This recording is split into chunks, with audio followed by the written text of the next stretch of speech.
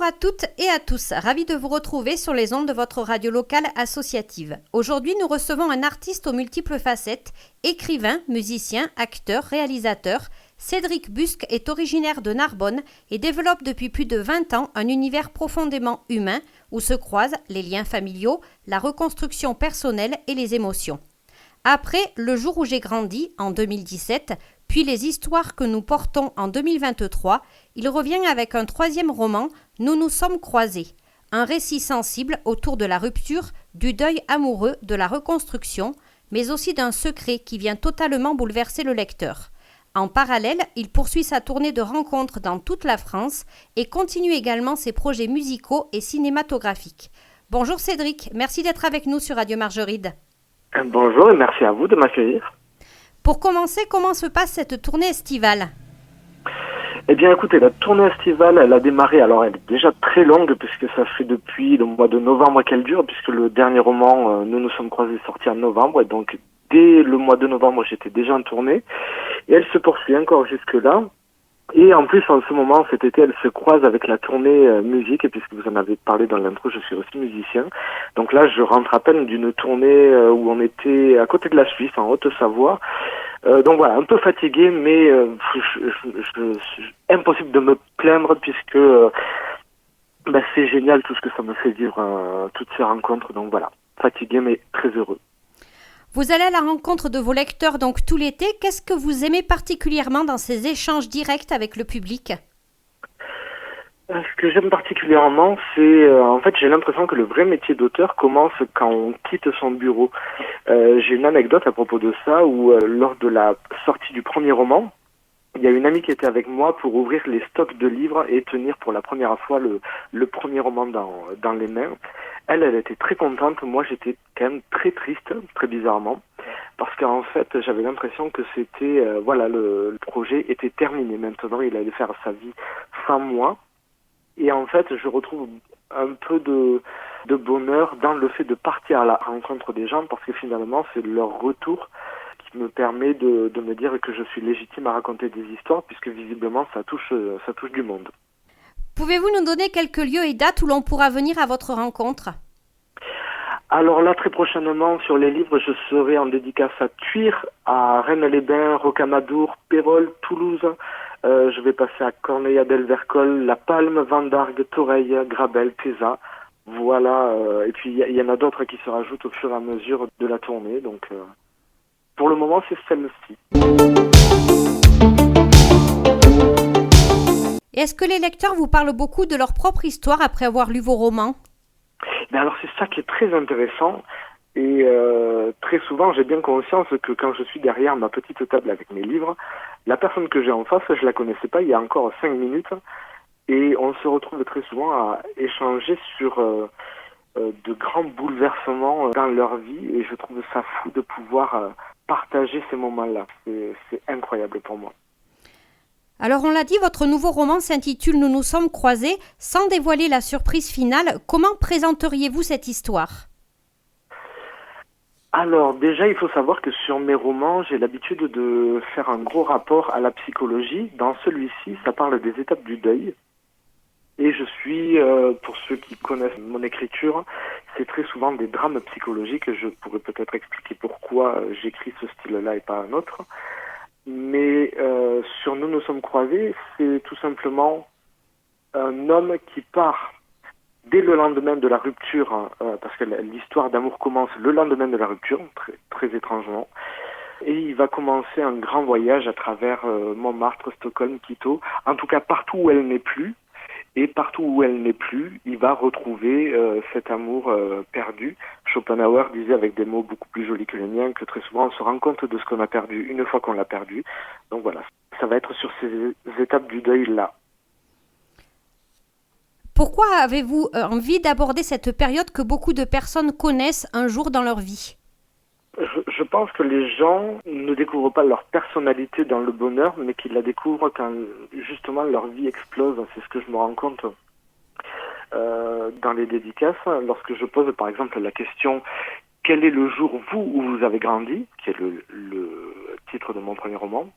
très souvent, les gens me racontent le pire jour de leur vie comme étant la base sur laquelle ils se sont construits.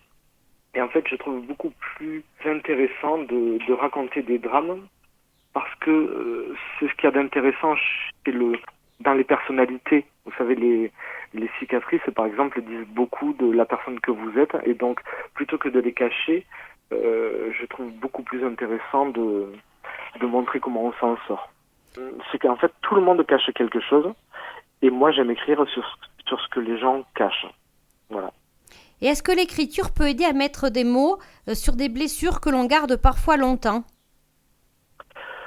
Très souvent, alors moi je suis convaincu que le fait d'extérioriser comme ça, très souvent, en fait ce que j'écris moi, c'est pas forcément pour qu'on parle de mes livres, c'est pour qu'on puisse se poser des questions sur son histoire à soi et qui rentre en résonance avec l'histoire du personnage. Mais le personnage n'est là que pour créer un lien entre vous et vous, finalement, et vous poser les bonnes questions de oui, moi j'ai vécu ça, ça m'est arrivé, puisque je parle de, vous l'avez dit tout à l'heure, de thèmes qui sont quand même universels. Et donc du coup, c'est juste là pour pouvoir vous faire vous poser des questions.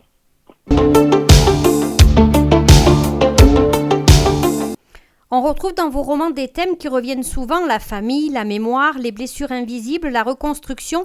Pourquoi ces sujets vous inspirent-ils autant ?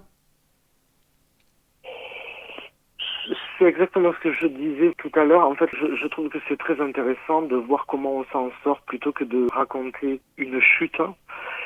Ce qui m'intéresse, c'est le rebond de cette chute. Une fois qu'on a touché le fond, qu'est-ce qu'il se passe ? Et comment on arrive à se construire malgré tout avec des choses qui nous touchent à tous finalement un jour dans notre vie. On est tous touchés par une rupture, par un décès, par une parole qui nous a écorchés à vif. Et ce qui m'intéresse, c'est pas forcément la blessure en elle-même, c'est comment on se reconstruit avec ça. Vos lecteurs parlent souvent des fins de vos romans avec des retournements de situation inattendus. Est-ce que vous connaissez la fin dès les premières pages ou est-ce que vous vous laissez surprendre en écrivant ? Alors je me laisse jamais surprendre par l'objectif, puisque l'objectif est déjà écrit avant même de commencer. Et même pour tout vous dire, je suis assez fou en structure. C'est-à-dire que quand je commence à écrire la première page, je sais déjà ce qui va se passer à la page numéro 244 par exemple. Donc tout est déjà bien ficelé. Donc je connais ma fin, je sais ce que je veux raconter. Par contre, je suis très à l'écoute de mes personnages. Et il m'est déjà arrivé en chemin de me dire non, en fait, je vais changer ça parce que ce personnage n'aurait pas fait ça à tel moment, même si je sais où il va. Voilà, je les laisse aussi me parler. C'est exactement ce qu'on retrouve à la fin de Nous nous sommes croisés, où, voilà, sans rien dévoiler. Vous verrez que si vous avez la curiosité de le lire, vous allez de suite comprendre de quoi je voulais parler.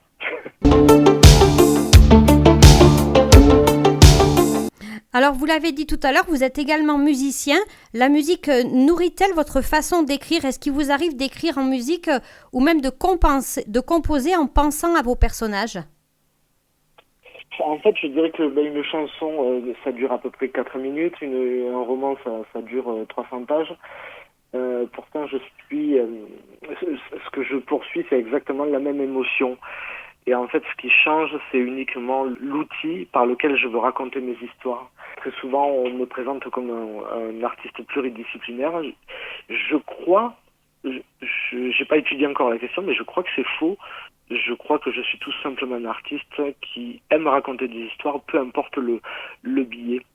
Si un jour, par exemple, je ne peux plus écrire, je pense que j'essaierai de raconter ça avec une caméra, ou c'est d'ailleurs ce qui s'est passé avec le documentaire dont on parlera peut-être tout à l'heure. Donc j'ai vraiment besoin de ça. Chaque art a ses propres codes, notamment en musique où il faut que ça rime, il faut qu'il y ait tant de pieds, il y a quelques règles comme ça à suivre. Je crois que l'art que j'aime le plus, c'est l'écriture, parce qu'on a le temps d'aller au bout des choses. On n'a pas juste 4 minutes pour raconter quelque chose. J'aime les histoires où on va au bout du bout.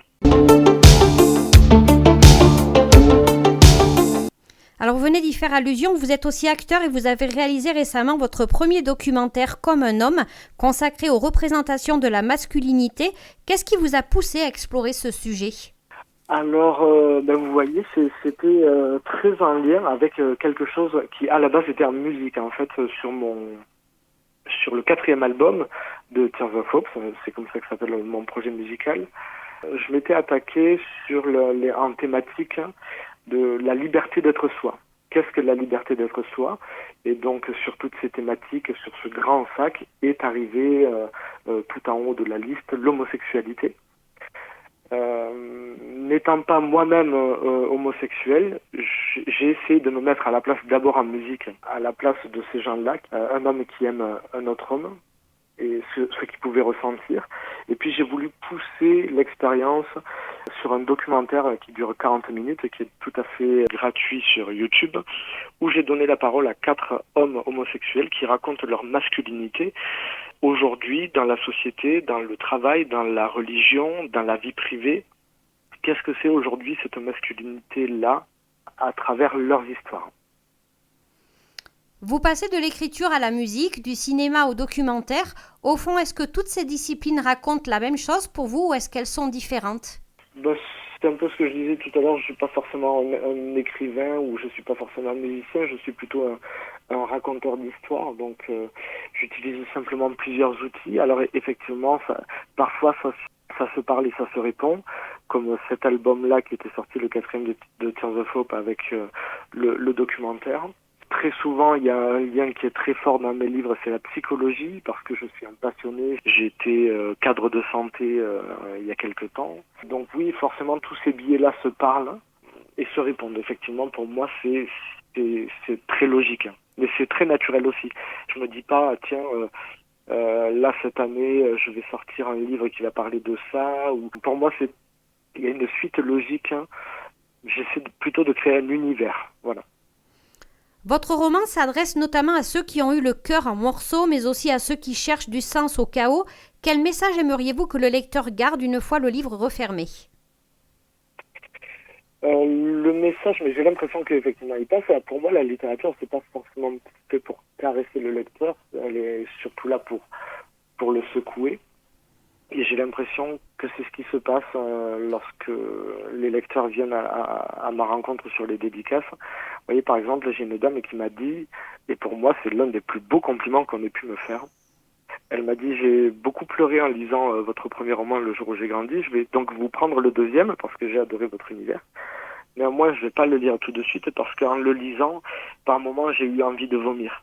Et j'ai trouvé ça fou parce que, et alors c'est quelque chose que je dis et que je répète très souvent, nos métiers à nous, c'est simplement d'agencer des mots les uns derrière les autres pour former des phrases, des paragraphes, des chapitres et des romans. Si vous déplacez un mot tout en bas plat, si vous le mettez au bon endroit, ça provoque une réaction aussi forte qu'un haut le cœur. Et je me suis très chanceux de pouvoir parler aux gens aussi profondément que ça. Donc voilà, s'il y avait un message à passer à ceux qui ne me connaissent pas, voilà, attendez-vous à être remués parce que c'est ça que je cherche, c'est à remuer quelque chose chez vous qui fera en sorte que quand on se croisera, vous aurez envie de me parler ou de me partager votre histoire à vous. Pour terminer, quels sont vos projets après cette tournée ? Y a-t-il des nouvelles envies d'écriture, de musique ou de cinéma ? Alors le 10 octobre va sortir la première nouvelle. Elle sera très courte et disponible gratuitement sur mon site. Elle va s'appeler Indomptable. Elle va parler de toutes les personnes que l'on évite du regard, très souvent des SDF. Là, celle-ci va parler en tout cas d'un SDF en particulier qui a réellement existé dans ma ville, à Narbonne. Alors je ne dévoile pas son nom, bien évidemment, pour protéger quand même sa famille et son entourage, mais j'ai pu rencontrer sa famille et son entourage, justement, et donc pouvoir raconter sa trajectoire assez dramatique, mais je pense que ça peut intéresser beaucoup de monde sur la façon de voir tous ces invisibles, ou de pouvoir à nouveau poser un regard sur eux. Parce que très souvent, on a tendance à détourner un peu le regard lorsqu'on voit ces personnes. Et puis, ça sera en attendant que mon 4e roman arrive. Il est déjà terminé, je suis en pleine correction, et il s'appellera donc Le jour où je suis morte, qui fera directement suite à Le jour où j'ai grandi, mon premier roman. Et donc il sortira en 2027, j'ai pas encore la date, mais 2027. Donc voilà, pour patienter, vous aurez Indomptable le 10 octobre. Eh bien, merci beaucoup Cédric Busque d'avoir pris le temps d'être avec nous sur Radio Margeride. Merci à vous de donner la parole à tous les indépendants, parce qu'on a tellement besoin de radio comme vous. Donc voilà, ça fait vraiment très plaisir et j'espère à très bientôt. Je rappelle que votre nouveau roman, Nous nous sommes croisés, est disponible en librairie. Un roman qui parle de reconstruction, de résilience, de rencontres et de ces chemins parfois inattendus que prend la vie. Auditrices, auditeurs, si vous passez près d'une des étapes de sa tournée estivale, n'hésitez pas à aller à la rencontre de Cédric lors de ses séances de dédicaces. Merci à vous de nous avoir suivis et on se donne rendez-vous très vite sur Radio Margeride pour d'autres reportages au cours de cet été.